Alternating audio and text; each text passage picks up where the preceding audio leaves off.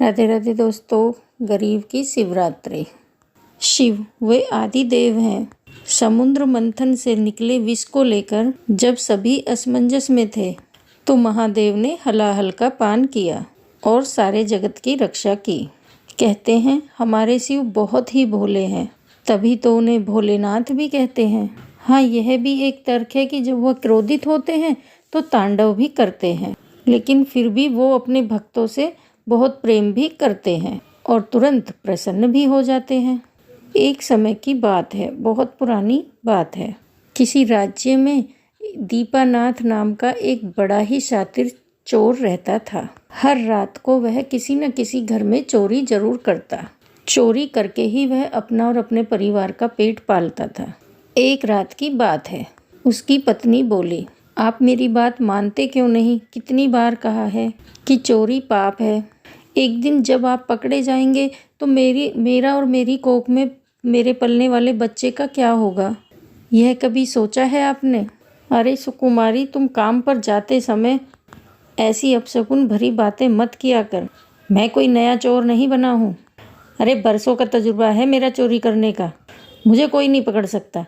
दीपानाथ यह कहकर चोरी करने को निकल गया। कुछ दिनों से उसकी एक घर पर नज़र थी। वो उस घर में जा घुसा और चुपके चुपके अंदर की ओर वह उस कमरे की ओर बढ़ने लगा जहाँ तिजोरी थी। उसने उस कमरे का ताला तोड़ा और फिर तिजोरी के पास पहुंचकर उसे अपने हथियार से खोला। अरे बाप रे, कितना सारा पैसा है यहाँ तो। मज़ा आ गया। आज इस चोरी को करने के बाद 4-5 महीने तो चोरी करने की ज़रूरत ही नहीं पड़ेगी। दीपानाथ तिजोरी से पैसे निकालने लगा। तभी उस मकान के मालिक की नींद खुल गई। उसे दूसरे कमरे से खटपट की आवाज़ आई। वो समझ गया कि ज़रूर कोई ना कोई इस कमरे में घुसा है, क्योंकि उस कमरे के बाहर तो ताला लगा हुआ होता था। वो ज़ोर ज़ोर से चिल्लाने लगा, अरे हरी, बेटा गुंजन, जल्दी बाहर आओ, लगता है कि तिजोरी वाले कमरे में कोई घुस आया है। दीपानाथ ने जब यह आवाज़ सुनी तो उसके हाथ पांव फूल गए और पकड़े जाने के डर से उसकी दिल की धड़कन तेज हो गई। लेकिन फिर भी उसने अपने होश नहीं खोए और मकान मालिक के बेटे जब तक उस तक पहुंचते वह वहां से 9-2-11 हो गया और भागा भागा सीधे अपने घर जा पहुंचा और अपने घर का दरवाज़ा पीटने लगा और कहने लगा, सुकुमारी, ओ सुकुमारी, जल्दी से दरवाज़ा खोल। सुकुमारी ने जैसे ही दरवाज़ा खोला वो हाँफता हुआ अंदर आया और दरवाज़ा बंद कर लिया। सुकुमारी बोली, क्या हुआ जी, आप इतना हाँफ क्यों रहे हैं? कुछ नहीं, कुछ भी तो नहीं, कुछ नहीं। तू मेरे लिए ज़रा एक गिलास पानी लेकर आ। और फिर सुकुमारी पानी लेकर आई। मैं तो आज पकड़ा गया होता तो बहुत भारी मुसीबत हो जाती। सुकुमारी ने कहा, अजी तुम क्यों नहीं सुनते मेरी बात? चोरी करना छोड़ दीजिए ना। आज बच गए, लेकिन किसी न किसी दिन तो पकड़े जाएंगे। तो फिर शुरू हो गई। चल जा यहाँ से, मेरा दिमाग मत चाट। वैसे भी आज का दिन काफ़ी बुरा रहा। खाना सामने था लेकिन खा नहीं सका। लेकिन कोई बात नहीं, आज नहीं तो कल सफलता ज़रूर मिलेगी।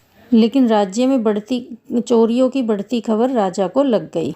उन्होंने अपने सिपाहियों को सख्त निर्देश दिया कि सिपाहियों, हर दिन मुझे प्रजा की ओर से यह शिकायत मिल रही है कि उनके घरों में चोरियां हो रही हैं। आखिर तुम लोग करते क्या हो? कान खोलकर सुन लो।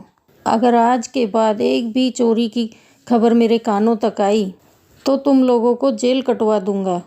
राजा की बातों को सुनकर सैनिकों के बीच खलबली मच गई और उन्होंने राज्य के चप्पे चप्पे पर अपनी निगाह रखनी शुरू कर दी। रात और दिन सैनिक पहरा देने लगे, जिसका परिणाम यह निकला कि दीपनाथ पिछले 20 दिनों से कहीं भी चोरी नहीं कर सका। अब तो उसके घर में खाने को एक भी दाना नहीं था। पिछले 2 दिनों से ना तो उसी ने कुछ खाया था और ना ही उसकी गर्भवती पत्नी ने। उसकी पत्नी ने जब उसे कोई काम करने को कहा तो उसने कहा, मेरा काम चोरी करना है, इसके अलावा मुझसे कोई काम नहीं होगा। यह कहकर दीपनाथ घर से बाहर निकल गया। मुझे चोरी करने का कोई ना कोई जुगाड़ तो करना ही होगा। कोई तो ऐसी जगह होगी जहाँ राजा के सैनिक की नज़र नहीं होगी। रात का समय था। दीपनाथ यही सोचता हुआ चले जा रहा था, लेकिन हर जगह पर राजा के सिपाही हाथ में तलवार और भाला लिए दिखाई दे रहे थे। अचानक उसकी नज़र एक शिव मंदिर पर गई, जो बिल्कुल एक सुनसान जगह पर बना हुआ था। बाहर से वो मंदिर काफ़ी पुराना लग रहा था। ये तो कोई शिव मंदिर लग रहा है और काफ़ी पुराना भी है ये। लोग मंदिर में तो काफ़ी चढ़ावा चढ़ाते हैं और यहाँ आसपास पर कोई सिपाही भी दिखाई नहीं दे रहा है। और मैं इस मंदिर के अंदर चलता हूँ। यहाँ दान पेटी जरूर होगी, आज उसे ही तोड़कर पैसे निकाल लूँगा।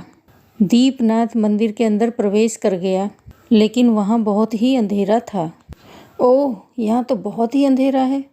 क्या करूँ मैं? यहाँ कहाँ होगी दान पेटी? मुझे कुछ समझ में नहीं आ रहा। क्या करूँ? अचानक दीपनाथ को एक उपाय सूझा। हाँ, ये ठीक रहेगा। मुझे आग जलाने का इंतजाम करना होगा। उसने मंदिर परिसर से ही 2 पत्थर लिए और उसे टकराकर आग उत्पन्न की। जैसे ही आग उत्पन्न हुई, उसने अपने कपड़े उतारे और एक लकड़ी में लपेटकर उसे मसाल की तरह जलाया। एक पल में ही मंदिर पूरा रोशनी से भर गया। लो, हो गई रोशनी। रोशनी होते ही उसकी नज़र शिवलिंग के ऊपर लगे हुए एक घड़े पर गई, सोने के घड़े पर गई, जिस घड़े से अब भी पानी टपक रहा था और भोले बाबा का जलाभिषेक हो रहा था। उस सोने के घड़े को देखकर दीपनाथ की आंखें चौंधिया गईं। अरे, ये तो सोने का घड़ा लग रहा है। दान पेटी तो यहाँ दिख नहीं रही है। हाँ, इस सोने के घड़े को ही ले चलता हूँ। इसे बेचकर तो कई दिन जिंदगी आराम से काटी जा सकती है। लेकिन वो सोने का घड़ा थोड़ा ऊपर था, इसलिए दीपनाथ का हाथ वहाँ तक नहीं पहुँच रहा था। अरे, क्या करूँ मैं? मेरा हाथ तो वहाँ तक पहुँच ही नहीं रहा है। हाँ, क्यों ना मैं शिवलिंग पर ही चढ़ जाऊँ। हाँ, यही ठीक रहेगा। शिवलिंग पर चढ़ने से मैं आराम से उस घड़े तक पहुँच जाऊँगा। ये सोचकर दीपनाथ लालच का मारा और भगवान भोलेनाथ के शिवलिंग पर चढ़ गया और उस घड़े को उतारने की कोशिश करने लगा। तभी अचानक वहाँ एक रोशनी सी चमकी और साक्षात भगवान शिव वहाँ प्रकट हो गए। उनके हाथों में त्रिशूल और उनकी बड़ी बड़ी आंखों को देखकर दीपनाथ डर के मारे थर-थर कांपने लगा। भगवान भोलेनाथ, आप मुझे माफ़ कर दीजिए। मुझसे बहुत बड़ी गलती हो गई, मुझे माफ़ कर दीजिए। भोलेनाथ बोले, क्या हुआ दीपनाथ? तुम क्यों डर रहे हो? मैं यहाँ तुम्हें दंड देने नहीं आया हूँ, मैं तो तुमसे प्रसन्न हूँ। तुम्हें पता है ना, मुझे दीपक पसंद है। दीपक की रोशनी से मैं बहुत ही आनंदित होता हूँ। यहाँ दीपक तो नहीं था, लेकिन तुमने अपने कपड़ों में आग लगाकर यहाँ रोशनी की। मैं तो अंधकार में था, लेकिन तुम मुझे उजाले में लाए। मैं तुमसे बहुत प्रसन्न हूँ। कहो क्या चाहिए पुत्र? दीपनाथ, जो अब तक डर रहा था, महादेव की ये बात सुनकर उसकी जान में जान आई। लेकिन तभी मंदिर के दरवाजे को पीटते हुए उसे सैनिकों की आवाज़ आई।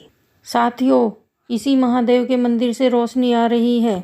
मुझे पूरा यकीन है कि जब हम लोग दूसरी तरफ पहरा दे रहे थे तो वो चोर इस मंदिर में घुस गया है। तो वो जिंदा है। घुसा तो वो जिंदा है, पर बाहर वो मुर्दा निकलेगा।